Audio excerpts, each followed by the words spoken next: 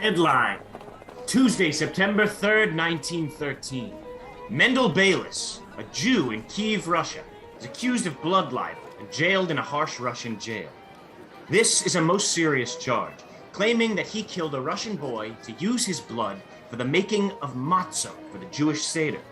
The world, from Europe to the United States, observe with astonishment, holding rallies and asking lots of questions. We look in the home of the Russian defender of Mendel Beiliss. We see the door open to the modest home of Nikolai Krasakov, where he enters along with Sergei Mulaski and Sergei's wife, Katya Mulaski. Come inside. Oh, that was a wonderful meal. Finally, Semchik has gotten himself a good chef. Now, my cook has prepared a very special strudel and some cookies for us. Ah, strudel, my favorite food. Next to vodka, of course. That goes without saying. But as we know, vodka is not a food, it is a way of life and my basic sustenance. And it is time for you to give up that sustenance. You have tried over the years, my dear Katya, to reform me. For my own well-being, I know, but as I grow older, I am more like a child. You know, if I see it, I want it. Then put it out of sight, Nikolai. More easily said than done.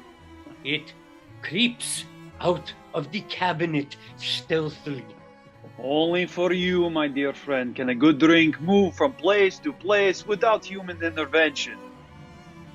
And speaking of vodka, I will be right back. I'll bring the strudel out onto the table too. Wait till you taste it. The only good thing about Nikolai's penchant for vodka is that he seems to imbibe indefinitely without ill effects. And without any loss to his mental abilities, I might add. Well, you should know after all the years you two have worked together.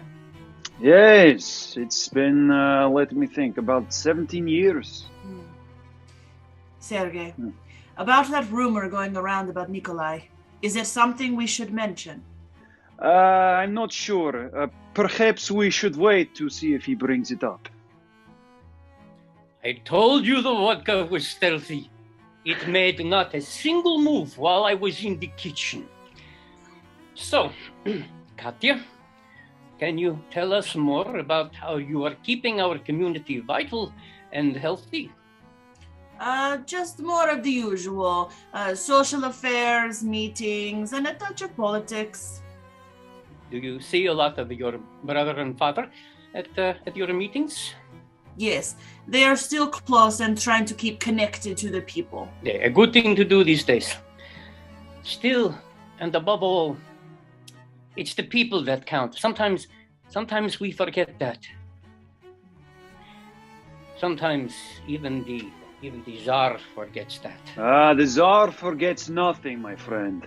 Especially when his eyes and ears are everywhere. Let's not forget that. No serious danger, I assure you. Lurking around every corner, there seems to be someone trying to curry favor with a local politician who allegedly knows the Tsar personally. The Tsar has friends he doesn't even know he has. And what about your work these days, Sergei? Are you letting it interfere with your chess? My priorities, as always, are well conceived and well executed. Chess comes first, along with a good book, then comes work. And how about you? My work.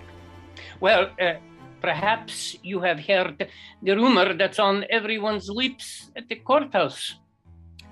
Well, if you have not, it's a new assignment, the Beiliss case. Only the most controversial case in our lifetime, full of trenchant issues.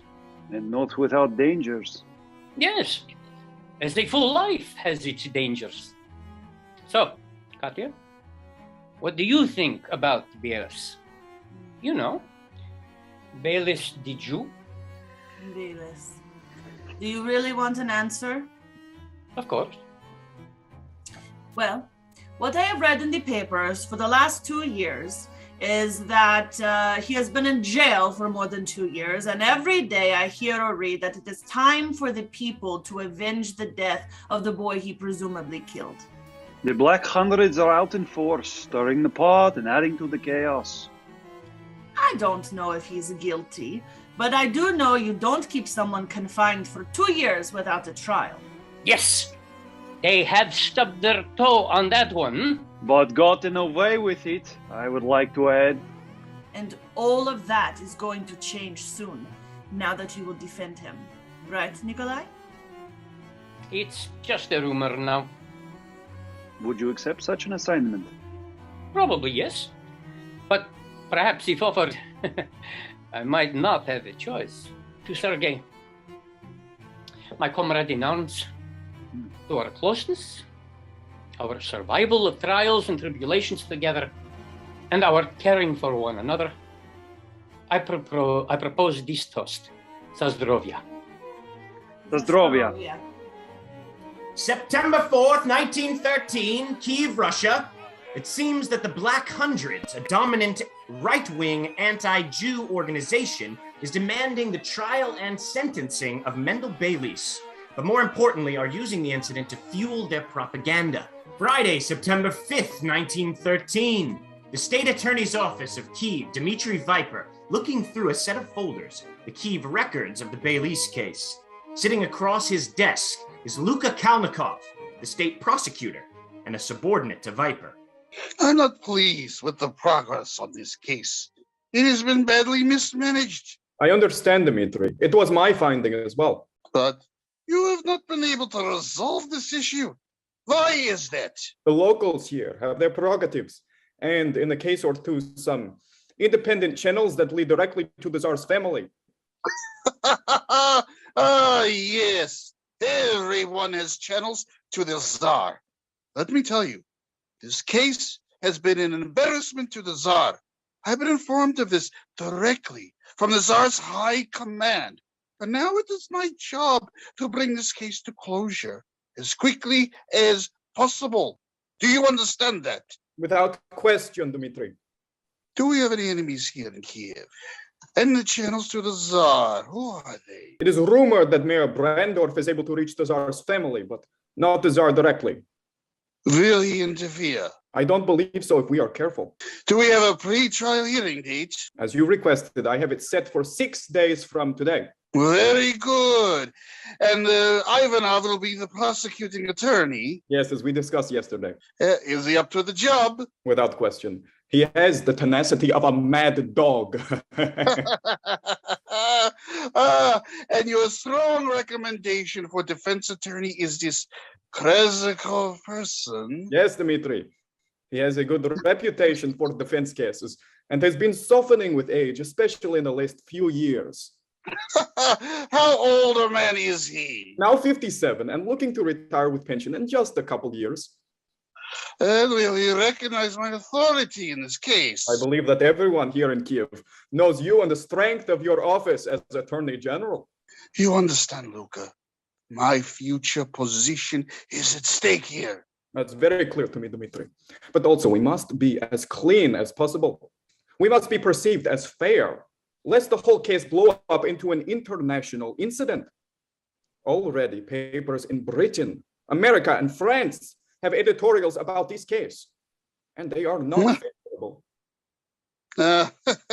Your sense of fairness, although admirable in principle, well, sometimes eludes me. It's simply that the eyes of the entire world are now on this case, and the perception of fairness, at least, it seems to me, is all important. Yeah, your point is well taken, but we should never confuse perception and reality. It's true. We must be very careful. The Tsar's international image as a civilized man is very important to him. But inside, I can tell you that he can be very determined, angry, and brutal. Which may be unhealthy if you are in his path at such a time. If we are in his path, my dear Luka, let's get Krezikov in here.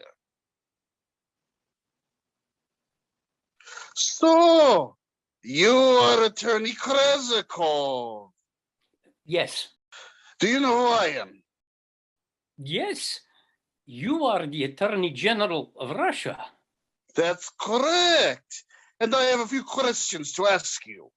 Yes, You are aware, of course, of the Beiliss case. to some extent. It is all over the newspapers and streets. And do you have an opinion about Beiliss? No, as to his guilt or innocence, I do not know. As to his internment for 2 years, this is a black eye for all of Russia. And the Tsar agrees. So you can see how important it is to move the case forward. Now, tell me, have you seen the evidence developed by our detectives? I confess that I have not. It is not my practice to intrude in matters that are not assigned to me. A virtue, Mr. Krezikov.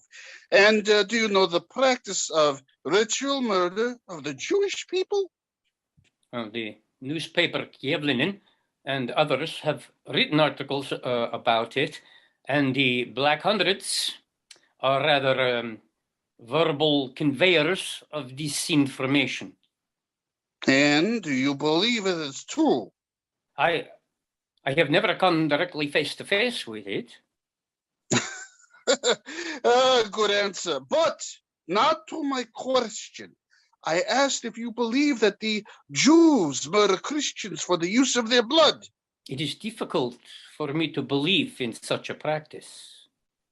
I see. Now, tell me, what is your reputation in this department? I asked for someone with an impeccable reputation and someone who people trust, and your name was at the top of the list. For that, I am deeply honored. And I have made the decision that you will be Beiliss's defense attorney. Again, a great honor to be able to serve the state. Do you have any reservation or misgivings about this assignment? I am used to carrying out my defense work wherever it takes me. I have never had a case with this degree of public spotlight. And so? I will consult, as I have in the past, with my superiors. Other than that, it is my practice to take responsibility for preparing and executing an appropriate defense strategy. Admirable. Very admirable.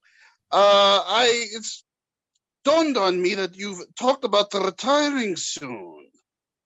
In a few years, perhaps. So, you're a man of modest means. Enough to get by. So you will need your pension when you retire. That is true. You know, under the right circumstances, the state can be very generous. I am not able to follow you. Well, simply, I've known of cases in which a public servant was well rewarded for years of distinguished service.